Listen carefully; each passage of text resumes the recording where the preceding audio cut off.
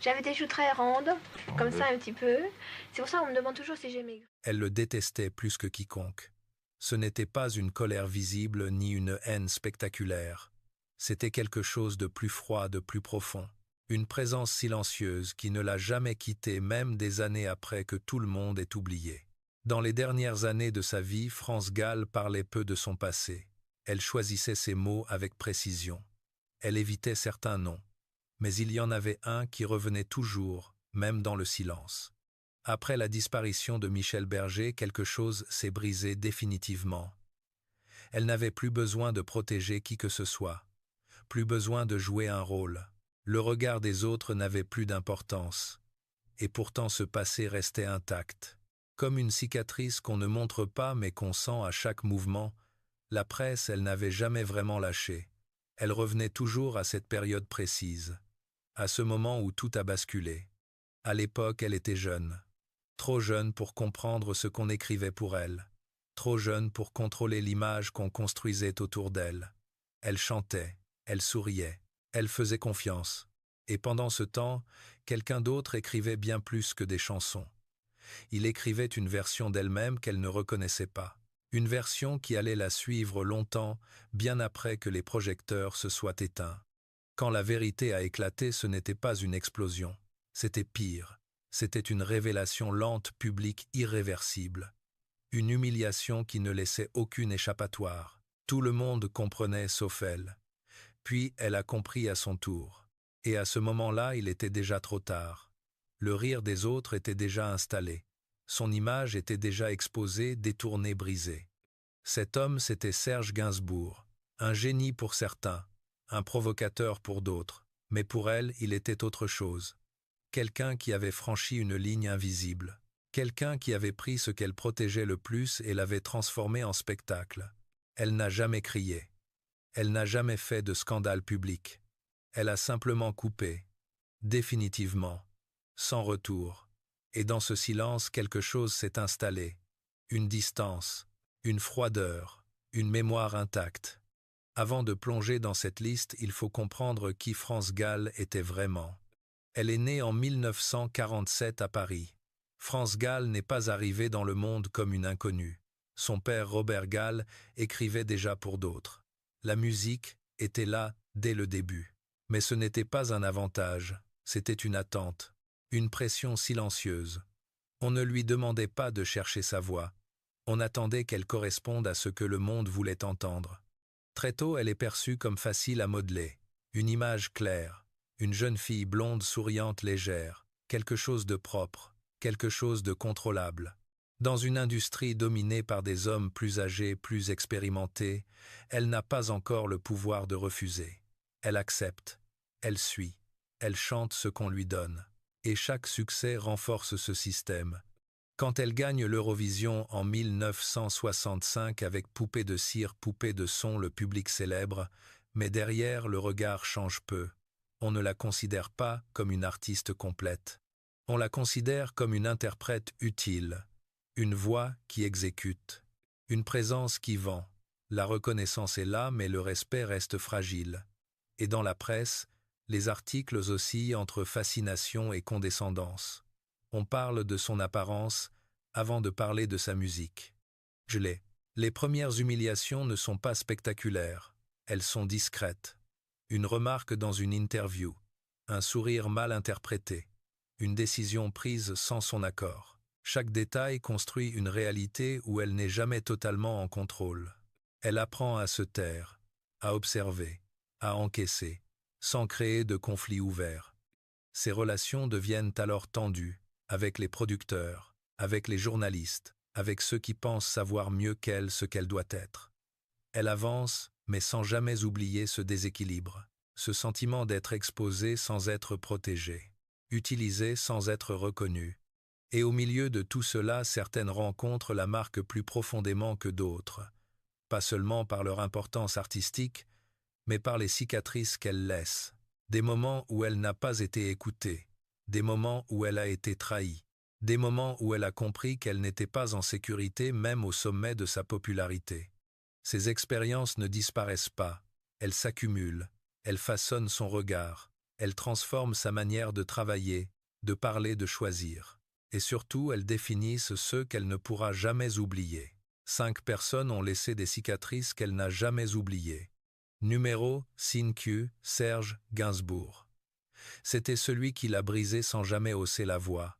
Pas un éclat, pas une scène. Juste une mécanique précise, froide, presque invisible. Et pourtant c'est lui qui l'a exposée au monde d'une manière qu'elle ne contrôlait pas. Au début tout semblait simple. Gainsbourg écrivait, elle chantait. Il voyait en elle une image parfaite pour ses textes. Une voix claire, une présence innocente, quelque chose qui contrastait avec ses propres provocations. Cette opposition fonctionnait. Les chansons marchaient, le public suivait. Et dans ce succès, France Gall avançait sans vraiment poser de questions. Elle faisait confiance. Elle croyait au travail. Elle croyait à la musique. Mais cette confiance avait un prix, et ce prix n'était pas visible au départ. Quand les sucettes sortent, rien ne semble anormal. Une chanson légère, une mélodie simple, un texte qui paraît naïf. Elle l'interprète comme on lui a appris, avec sérieux, avec précision, sans soupçonner ce qui se cache derrière les mots, pendant que le public lui commence déjà à comprendre autre chose, une lecture différente, une lecture qu'elle n'a pas. La violence ne vient pas d'un geste, elle vient du décalage. Tout le monde comprend avant elle, tout le monde rit avant elle, et quand elle réalise enfin le mouvement est déjà lancé. Impossible de revenir en arrière, impossible de corriger. Son image est déjà exposée, transformée, détournée. Les médias s'en emparent, les interviews deviennent des pièges.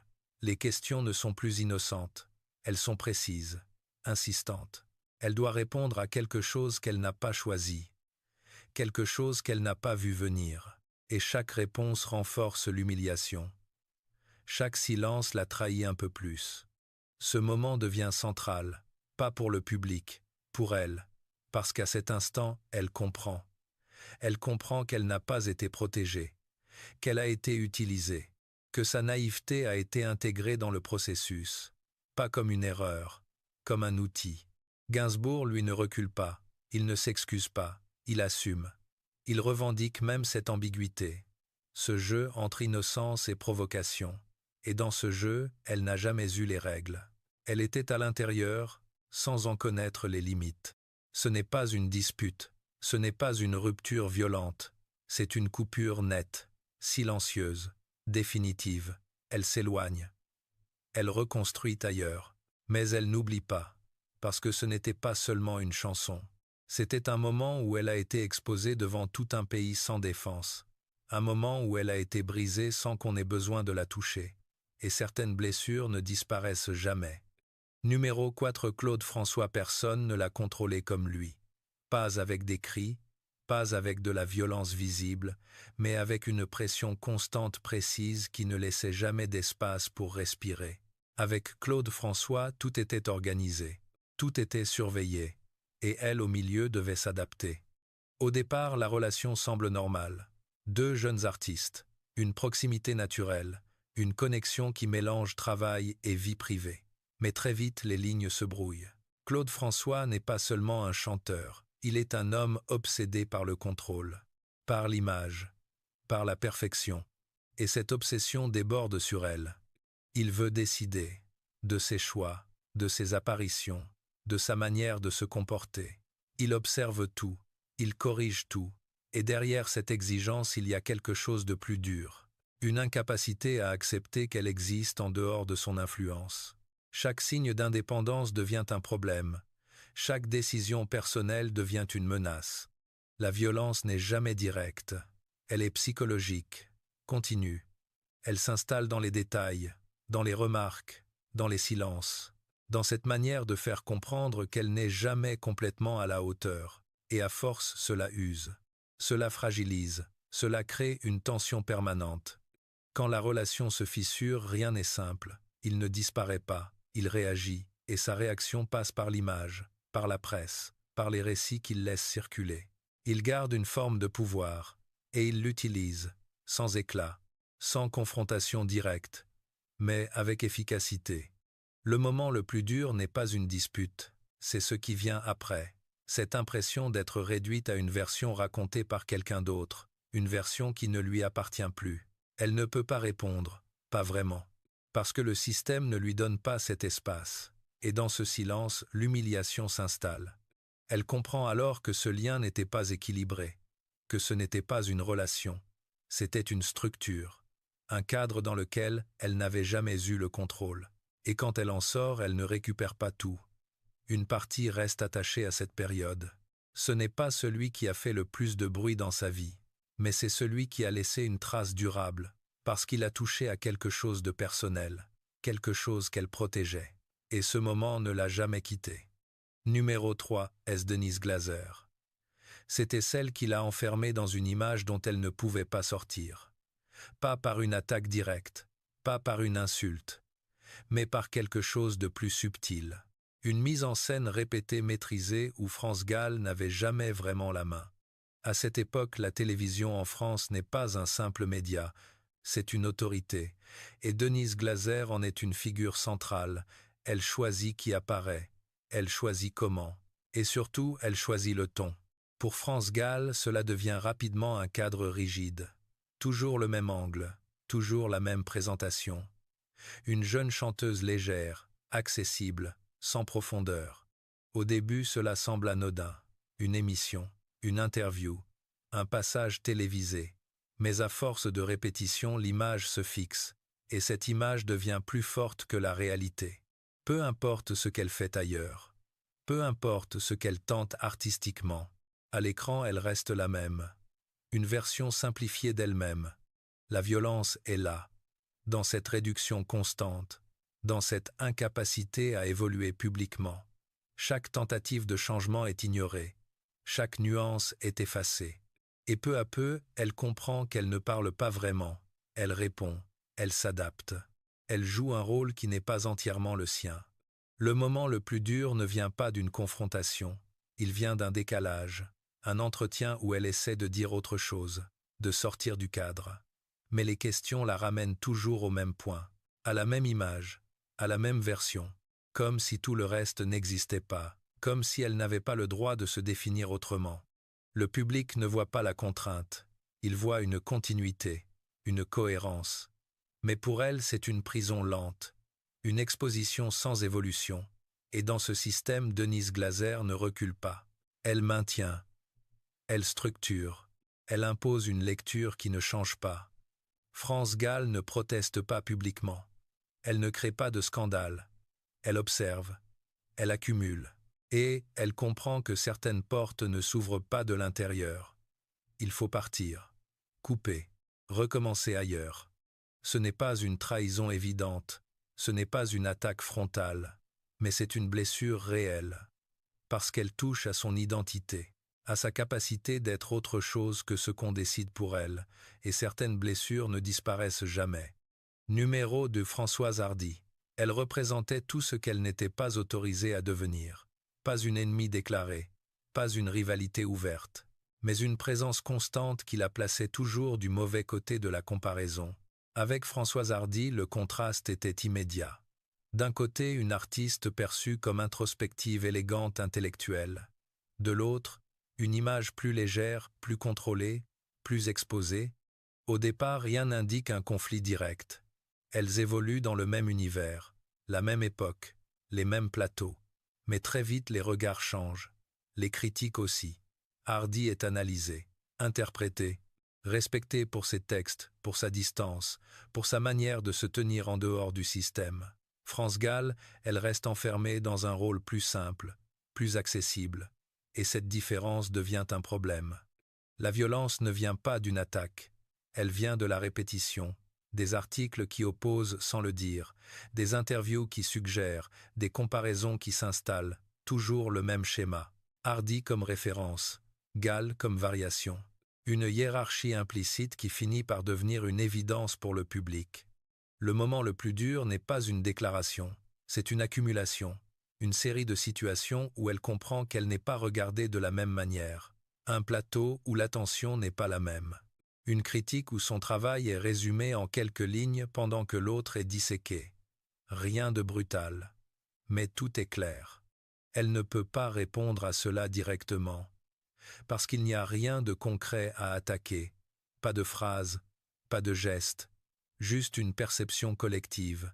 Et dans cette perception, elle est enfermée, réduite à une version qui ne lui correspond pas entièrement. Ce décalage devient une blessure silencieuse, parce qu'il touche à sa légitimité, à sa place dans l'industrie, à la manière dont elle est comprise. Elle sait qu'elle vaut plus, mais elle n'a pas encore les moyens de le prouver autrement. Elle ne déteste pas Hardy pour ce qu'elle a fait, mais pour ce que sa présence a provoqué. Une comparaison constante, une pression invisible, une sensation d'être toujours en dessous même quand elle réussit. Elle avance, elle évolue, elle finira par changer cette image, mais cette période reste, comme une preuve de ce qu'elle n'avait pas le droit d'être à ce moment-là, et elle n'a jamais oublié. Numéro UN Luc Plamondon. C'est celui qui a attaqué ce qu'elle avait reconstruit avec le plus de soin, pas dans sa jeunesse, pas dans sa période fragile, mais au moment où elle pensait enfin avoir repris le contrôle. Avec Luc Plamondon, le conflit ne vient pas de l'innocence. Il vient de l'ego, de la légitimité, de qui avait le droit de définir ce qu'était vraiment France Gall. À ce stade de sa carrière, elle n'est plus la jeune fille naïve. Elle a traversé les humiliations. Elle a coupé avec ceux qui l'ont utilisée. Elle s'est reconstruite avec Michel Berger. Elle contrôle son image. Elle choisit ses projets. Et surtout, elle protège ce qu'elle est devenue. Puis arrive Starmania, un projet immense, une œuvre qui dépasse les individus. Plamondon écrit, Berger compose. France Gall est au centre de cet univers, mais très vite les tensions apparaissent, parce que ce projet n'est pas seulement artistique, c'est un territoire, et chacun veut en définir les règles. La violence ne vient pas d'un scandale public immédiat, elle vient de désaccords profonds, sur la direction, sur l'interprétation, sur la place de chacun. Plamondon défend sa vision. Une vision plus dure, plus brute, moins contrôlée. France Gall, elle protège autre chose. Une cohérence, une identité construite après des années de reconstruction. Les discussions deviennent des affrontements, pas des cris, mais des positions irréconciliables. Et derrière ces positions, il y a une question plus lourde. Qui décide de ce qu'elle représente désormais? Qui a le dernier mot sur son image, sur sa voix, sur ce qu'elle incarne? Le moment le plus dur n'est pas visible pour le public. Il se joue en coulisses. Dans ces instants où elle réalise que même après tout ce qu'elle a traversé, elle doit encore défendre sa place, encore expliquer qui elle est, encore résister à quelqu'un qui pense savoir mieux qu'elle. Ce n'est plus une question d'innocence, c'est une question de pouvoir. Elle ne cède pas, elle ne recule pas, mais elle comprend que même dans un projet qu'elle considère comme sien, elle n'est jamais totalement à l'abri. Et cette prise de conscience ravive tout le reste.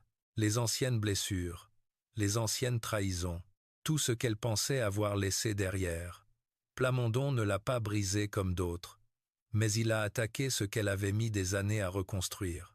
Et cela, elle ne pouvait pas l'accepter. C'est pour cela que ce conflit reste au sommet.